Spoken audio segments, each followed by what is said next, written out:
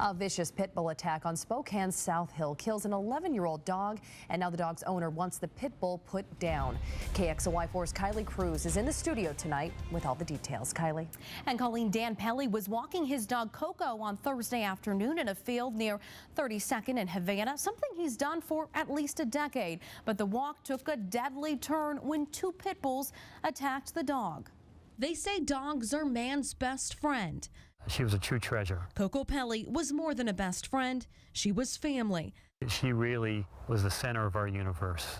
Truly was. A Christmas gift 11 years ago. Owner Dan Pelly says Coco was kind, gentle, and loved to walk. So on Thursday, Dan and his pooch went to roam in their favorite spot. It was a day off for me, and we go to this area by Chase Middle School. The two were walking here in this forested field when Dan spotted two pit bulls about 30 yards away. We paused to let them pass. Two young men were with the dogs, but when those dogs saw Dan and Coco, they immediately ran toward them. The attack happened in this spot here. They took her down, and one was on her chest, one was on her hind side, and basically ripped her apart. The attack lasted for about 2 minutes until Dan was able to use this walking stick to free his dog. And we got up and we ran for our lives. He then rushed Coco to the vet, but sadly, the attack was too much. She was unable to catch her breath to get enough oxygen. Dan and the vet knew they had to euthanize her. It was devastating that this is real now. She is not here anymore. This Christmas will be a lot less merry for the Pelly family.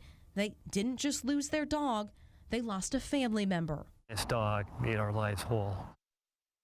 Now, Scraps is investigating the attack. One of the pit bulls is now at the animal shelter. Officials say that dog is dangerous. Now, the other one involved actually died from injuries it received. Now, there were two men with these pit bulls, and apparently the men tried to get this pit bull off of Coco, and it received some internal injuries and has died. And as far as the owners go, we haven't had a chance to talk to them, but those two men, one of the parents is the owner of those two dogs. That's what Scraps tells us. And so what happens to the dog that Scraps has now? Well, there are a lot of options Scraps has informed me of. One is that those owners can keep the dogs if they do a couple of things. They have to get special insurance.